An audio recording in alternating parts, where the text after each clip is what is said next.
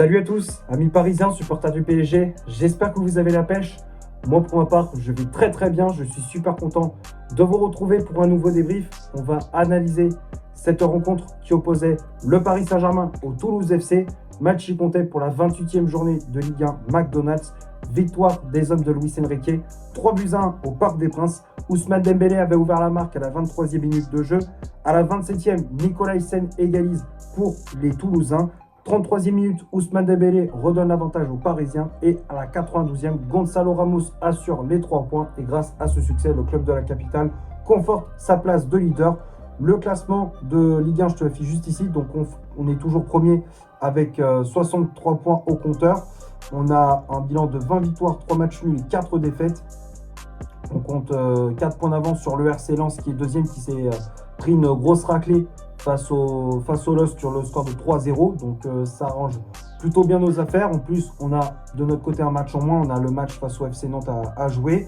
Donc si on gagne face au Nantais, ça fait 7 points. Et puis on se rapprochera de plus en plus du titre de champion de France. Et au passage, on se met dans de très bonnes conditions avant le match face à Liverpool en Ligue des Champions. Avant que le débrief commence, on s'abonne à la chaîne si ce n'est toujours pas fait en cliquant sur le bouton s'abonner. On clique sur la petite clochette pour recevoir toutes les notifications dès qu'une nouvelle vidéo sort. On laisse un petit like et on lâche un petit commentaire en dessous de la vidéo. Bon, on va parler de ce qui s'est passé durant ce match face à cette équipe du TFC. Globalement, c'était un bon match de la part de nos Parisiens, même si on sait très bien que les retours de trêve, des fois, c'est des matchs qui ne sont pas toujours faciles à aborder. On a quand même fait le job. Une première période qui était maîtrisée de la part des hommes de Luis Enrique, même si l'entame de match était un petit peu compliqué. On avait la possession balle, mais on ne mettait pas une grosse intensité, un gros rythme. Voilà, c'était, ouais, on jouait un peu à la baballe, ça faisait la passe à 10. Bon, c'était pas, il n'y avait rien d'exceptionnel. On s'était créé 2-3 situations sans vraiment inquiéter le gardien du TFC. Du côté des Toulousains, bon, ils se sont créés de nombreuses situations, enfin, nombreuses, c'était pas non plus folle, mais voilà, ils se sont créés des situations sur contre-attaque, sur des attaques rapides. Ils ont quand même proposé du jeu, ça c'est quand même à souligner. Ils auraient pu ouvrir le score, puis ils auraient pu profiter des erreurs de Matvei Safonov, parce que c'est vrai que dans ce match, le gardien russe a fait quand même des sorties assez hasardeuses, des relances très moyennes. À chaque fois, il redonnait le ballon aux joueurs du TFC. Ouais, Safonov, ça a été un match très compliqué pour lui. Bon, j'espère contre Liverpool, il ne va pas faire la même chose. Parce que là, c'est vrai que ça serait une catastrophe. Mais voilà, Safonov qui a fait un match très moyen face au TFC. Mais malgré tout, on ouvre le score à la 23e minute grâce à Ousmane Dembélé. Et quel but, les gars! Quel but d'Ousmane Dembélé! L'action se déroule côté droit avec un très bon débordement d'Achraf Hakimi. Le Marocain qui se rentrera à terre. Mal dégagé, mal dégagé par la défense de Toulouse et la Dembélé qui reprend en première intention ce ballon demi-volé, pied gauche et ce ballon qui se loge dans le but de Guillaume Rest. Ça fait 1-0, Paris qui prend l'avantage, mais très rapidement on se fait surprendre à la 27e minute avec le but de Nicolas Hyssen.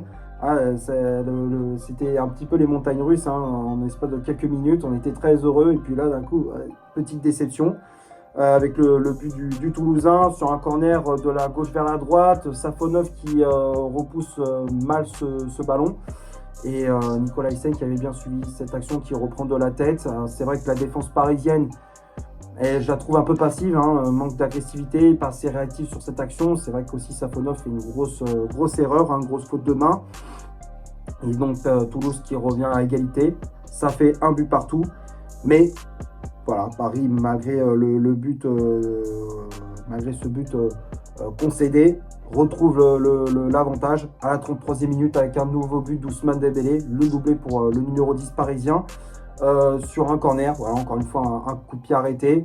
Corner de la droite vers la gauche, dévié de la tête par Kvaratskhelia et puis Dembélé qui était en mode renard des surfaces, qui n'avait plus qu'à pousser ce ballon au second poteau. Il avait très bien suivi cette action. 2-1, Paris qui reprend les devants et c'est le score à la mi-temps. La deuxième période, bon, on voyait un PSG qui était plus en mode gestion. Luis Enrique qui a fait rentrer les cadres, des joueurs comme Vitinha, comme Nuno Mendes ou encore João Neves. Il y a eu aussi l'entrée de Gonzalo Ramos. Puis voilà, Paris qui était en mode gestion, on voyait des joueurs qui mettaient quand même de l'impact physique, de l'agressivité dans la récupération de balles, comme Zahir Emery qui a fait encore une fois un match monstrueux. Ça, il faut en parler du match de Zahir Emery, puisque ça faisait quelques mois, il y a quelques mois de cela, on disait que Zahir Emery mettait pas un pied devant l'autre, qu'il était méconnaissable, il était vraiment un remplaçant au PSG. Bah là, c'est redevenu un titulaire dans cette équipe. Et ça fait plaisir. Alors, pour pallier l'absence de Fabian Ruiz, Zahir Emery qui répond présent, qui bouscule à plusieurs reprises les joueurs du TFC pour récupérer les ballons, c'est créer des situations très dangereuses aussi.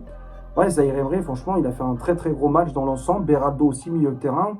C'était pourtant, il n'avait pas l'habitude de jouer dans ce rôle de milieu défensif, mais il a été bon. Donc, ouais, faut reconnaître la qualité de certains joueurs dans ce match. Et il fallait attendre la 92e pour voir le dernier but de cette partie avec le but de Gonzalo Ramos sur une récupération haute des Parisiens. Et Dembélé qui avait la possession du ballon, qui avait le ballon dans les pieds, et il décale sur le côté gauche Gonzalo Ramos qui enchaîne avec une frappe sans contrôle, frappe enveloppée, poteau rentrant. Guillaume Rest est battu, un très beau but de la part de l'attaquant portugais qui rentre en jeu et qui marque. Toujours ce fameux rôle de super sub pour l'ancien joueur du Benfica. Ça fait plaisir de voir Ramos marquer. 3-1, on prend les 3 points, on conforte notre première place. Et comme je disais, on attend Liverpool lors du prochain match. Là, on affronte Liverpool et on les attend de pied ferme. Maintenant, on va passer à la composition d'équipe que Luis Enrique a alignée pour ce match. Le 11 de départ, je s'affiche juste ici. Donc l'entraîneur espagnol a aligné comme d'habitude son bon vieux 4-3-3 avec dans les cages le russe Matvei Safonov. La charnière centrale, c'était Ilya Zabarny associé à William Pacho. Les latéraux, Achraf Hakimi à droite avec le brassard de capitaine, à la place de Marquinhos qui est laissé sur le banc. Lucas Hernandez à gauche. Le milieu de terrain, Lucas Beraldo dans ce rôle de milieu défensif.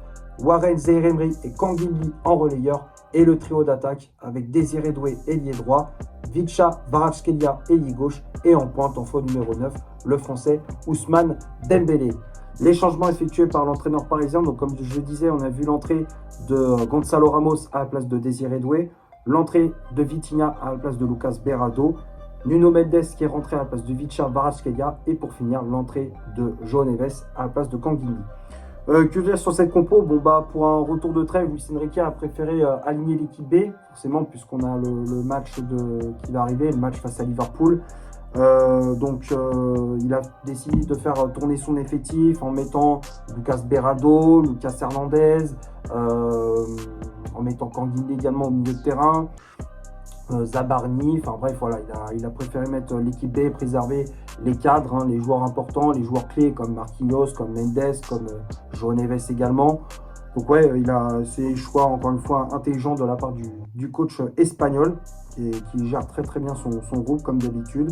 Les changements aussi, toujours dans le bon timing comme d'habitude. Franchement, rien à signaler, rien d'alarmant pour ce qu'il a fait, Luis Enrique. J'ai rien d'autre à rajouter pour ce qu'il a fait dans ce match, le coach espagnol. On va passer maintenant du côté des statistiques de cette rencontre. On va commencer par le Paris Saint-Germain. Les Parisiens ont eu 72% de possession de balle, 13 tirs réalisés dans le match, dont 7 frappes cadrées, 814 passes, dont 737 de réussis, 45 duels gagnés, 4 fautes commises, 0 arrêt effectué par Matvei Safonov, 9 centres réalisés dans cette partie, 5 corners obtenus, 19 tacles réussis. Et du côté du TFC, 28% de possession de balle, 5 tirs réalisés dans le match, dont une frappe cadrée, 314 passes, dont 245 de réussis, 26 duels gagnés, 13 fautes commises, 3 arrêts effectués par Guillaume Rest, 6 centres réalisés dans ce match, 2 corners obtenus et 10 tacles réussis. Donc quand on regarde les stats, bon bah possession balle qui était pour le PSG, les occasions également.